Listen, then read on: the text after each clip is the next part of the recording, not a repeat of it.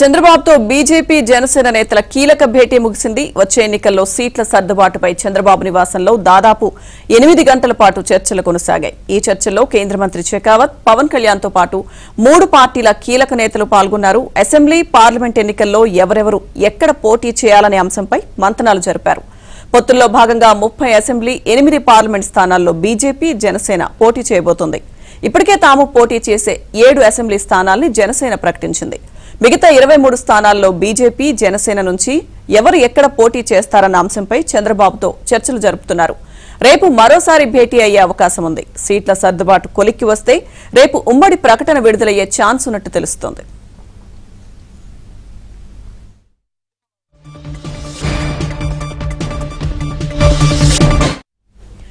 TDP, Janasena, BJP సుదీర్ఘ భేటీకి సంబంధించిన మరింత సమాచారం మా ప్రతినిధి పూర్ణ అందిస్తారు. పూర్ణ, చంద్రబాబు నివాసంలో దాదాపు 8 గంటల సేపు అటు ఈ భేటీ అయితే కొనసాగిందని చెప్పవచ్చు. ప్రధానంగా ఏదైతే చంద్రబాబుతో అటు జనసేన నేత పవన్ కళ్యాణ్ అలాగే షెకావత్ బృందం కూడా దాదాపు 8 గంటల సేపు సుదీర్ఘంగా ఈ సర్దుబాట్ల వ్యవహారంతో పాటు వివిధ అంశాల మీద ఇక్కడ చర్చించినట్టు తెలుస్తుంది. అయితే ప్రధానంగా చూస్తే కనుక సర్దుబాట్ల వ్యవహారం సంబంధించి ఇప్పటికే ఒక క్లారిటీ మాత్రం వచ్చిందని కూడా అని టీడీపీ వర్గాలు అలాగే జనసేన వర్గాలు భావిస్తున్నాయి. అయితే ఆ క్లారిటీకి సంబంధించిన అంశాలని అయితే మాత్రం ఎవరో కూడా ప్రస్తావించడం లేదు. అది నాకు తెలిసినంత మటుకు రేపు కానీ ఈరోజు రాత్రికి కానీ ఉమ్మడిగా ఒక ప్రెస్ నోట్ని విడుదల చేసే అవకాశం ఉందని చెప్పి కూడా టీడీపీ వర్గాలు అలాగే జనసేన వర్గాలు కూడా భావిస్తున్నాయి. అయితే ఏ అంశాల మీద ప్రధానంగా చర్చించారనే దాని మీద ఫుల్ క్లారిటీ అయితే ఈ అటు చంద్రబాబు కానీ పవన్ కళ్యాణ్ కానీ మొత్తం కూడా ఈ బీజేపీ బృందంతో మొత్తం కూడా చర్చించారు. ప్రధానంగా కొన్ని బలమైన సీట్లు టీడీపీ ఏదైతే బలంగా పోటీ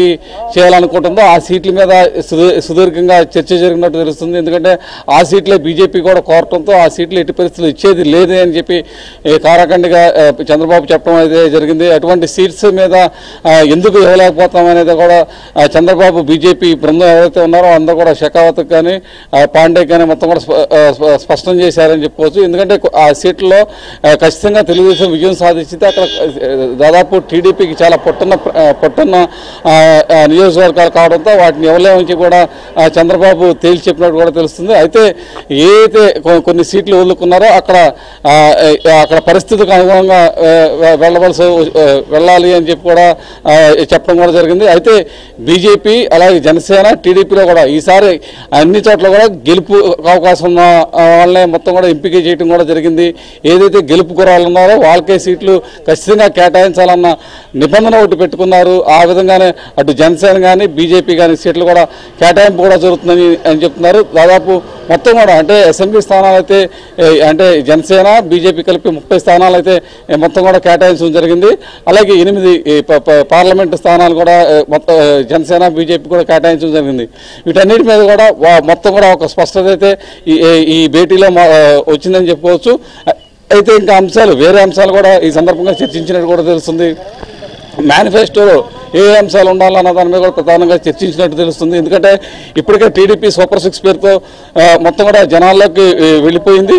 ఇంకా అదనంగా ఏ చేర్చాలి ఏంటి అనే అంశాలు కూడా ప్రధానంగా ఈ చర్చలో ప్రస్తావనకు వచ్చినట్టు తెలుస్తుంది. ఎందుకంటే కేంద్రం నుంచి రాష్ట్రానికి రావాల్సిన కొన్ని అంశాలు వారితో ఒప్పందం చేసుకోవాల్సిన అంశాలు కూడా ఉన్నాయి. అటువంటి అంశాలను కూడా ఈసారి మేనిఫెస్టోలో పొందుపరిచే అవకాశం కూడా ఉంది. ఏదైతే ప్రత్యేక హోదా కానీ లేకపోతే విశాఖ ఉక్కు కర్మాగారానికి సంబంధించిన అంశాలు కానీ ఇటువంటి అమరావతి మీద నిర్మాణానికి హామీ, రాజధాని నిర్మాణానికి హామీ లాంటితో పాటు పోలవరంకి సంబంధించిన అంశాలు కూడా ఈ సందర్భంగా ప్రస్తావనకు వచ్చినట్టు తెలుస్తుంది. వీటన్నిటి మీద కూడా క్లారిటీ అయితే వచ్చిందని చెప్పుకోవచ్చు. వీటన్నిటికి సంబంధించి ఉమ్మడిగా అంటే ఈరోజు రాత్రికి కానీ రేపటికి కానీ ఒక ప్రెస్ నోట్ కూడా విడుదల చేసే అవకాశం ఉంది. ప్రధానంగా అయితే సీట్ల సర్దుబాటు వ్యవహారం మీద అయితే ఈరోజు రాత్రికే ఒక క్లారిటీ వచ్చి దాని మీద ఒక ప్రెస్ నోట్ అయితే విడుదల చేస్తారని కూడా టీడీపీ వర్గాలు భావిస్తున్నాయి. అయితే రాష్ట్రంలో కొన్ని పరిస్థితులు ఏదైతే శాంతి భద్రతకు సంబంధించిన పరిస్థితుల మీద కూడా ఈ సందర్భంగా చర్చించినట్టు తెలుస్తుంది. ఎందుకంటే కొంతమంది పోలీసు ఉన్నతాధికారులు ఏదైతే వైసీపీ ప్రభుత్వానికి ఒత్తాసుగా పలుకుతున్నారు, వాళ్ళ మీద కూడా కొంత నిఘా పెట్టాలి, వాళ్ళ మీద కూడా కొంత చర్యలుగా అయితే తీసుకోవాల్సిన అవసరం ఎంతైనా ఉంది. ఎందుకంటే సార్వత్రిక ఎన్నికలు సమీపిస్తుండటంతో వాళ్ళ మీద కూడా గట్టి నిఘా అయితే ఏర్పాటు చేయాలని చెప్పి కూడా బీజేపీ పెద్దలకైతే చెప్పడం కూడా జరిగింది. ఇటువంటి అంశాలు ప్రధానంగా చర్చకైతే వచ్చినట్టు తెలుస్తుంది.